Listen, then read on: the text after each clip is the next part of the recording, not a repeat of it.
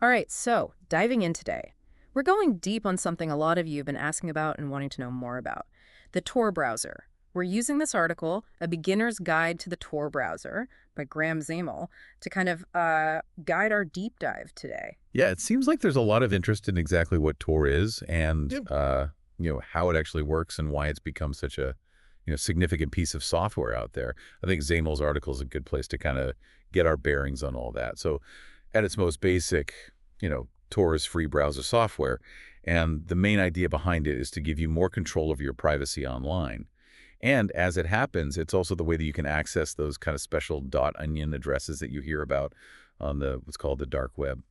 Okay, so right off the bat, why do we even need a separate browser for privacy? I mean, what's wrong with just using Chrome or Firefox or Safari? What's the big Okay. deal? Yeah, that's a great question. So Zamel points out that there are some inherent issues with how regular browsers work. And he mentions this thing called the TCP handshake. Have you ever heard of that? I've heard of it, but I don't really understand what it is. Okay, so it's kind of technical, but basically every Yeah. time you want to connect to a website using a regular browser, your computer and the website server have to go through this initial connection process. It's like, a digital handshake.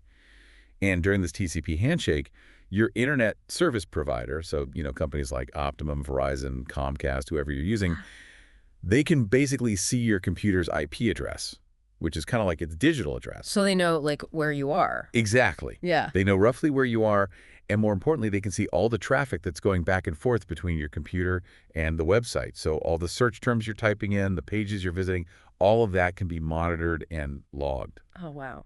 And so for a lot of people, I imagine that raises some pretty serious privacy concerns. Oh, absolutely. I mean, Oh. think about it. Do you really want your ISP knowing everything you're doing online? Even something as simple as searching for a product can result in you being bombarded with ads for that exact thing. And it can get even more invasive than that. So that's where Tor comes in. Right. Tor offers a completely different approach to online communication. And its key innovation is this technique called onion routing. Onion routing, what is that exactly? Well, you can think of it like this. It's a network protocol that has multiple layers, kind of like an onion. And it's designed to make your online communication fast, secure, and most importantly, anonymous. There's no logging of your activity, and it's much harder to monitor. Okay, I'm kind of getting a picture of this onion, but how does this onion routing actually work when you're browsing the web? Okay, so let's say you're using the Tor browser, and you want to visit a website. What happens is your request, the data you're sending, it gets encrypted multiple times, like wrapping it in layers, like Right. an onion. Okay, so far so good. So it's like super encrypted. Exactly. And this heavily encrypted data then gets sent through a series of volunteer-run servers all over the world. These servers are called nodes, and they act like relay stations for your traffic. So my data is bouncing around from server to server. Yep. And each time your data passes through one of these nodes, one layer of encryption is peeled away. But here's the key. Each node only knows the previous node where the data came from, and the next node where it needs to go. It has no idea about your original IP address or the final website you're trying to reach. So it's like peeling the onion layer by layer, but you never see the whole thing until you get to the core. Exactly. That's a great way to put it. And by the time your data reaches the final destination, the website, all the layers of encryption have been peeled away, and the website just sees a request coming from the last Tor node. They have no way of knowing who you are or where you're really located.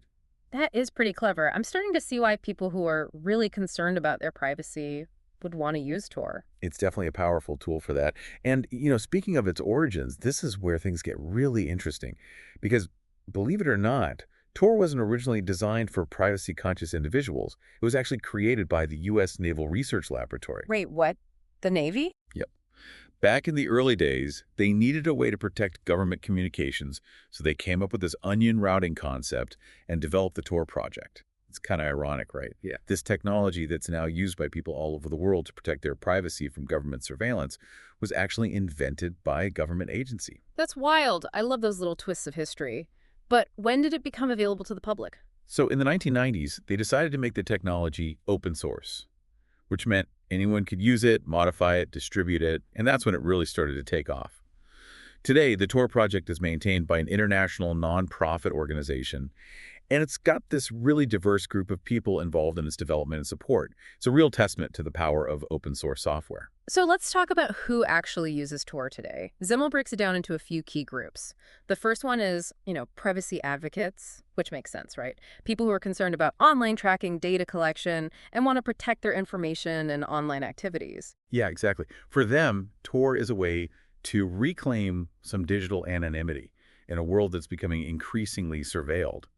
They want to keep their browsing habits, their personal information, their communications private.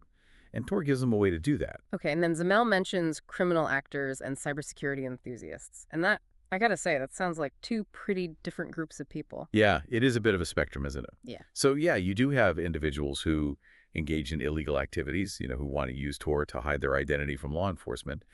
But it's not just about hiding illegal activities. The dark web, which Tor allows access to, it's not just a haven for criminals, right? Yeah.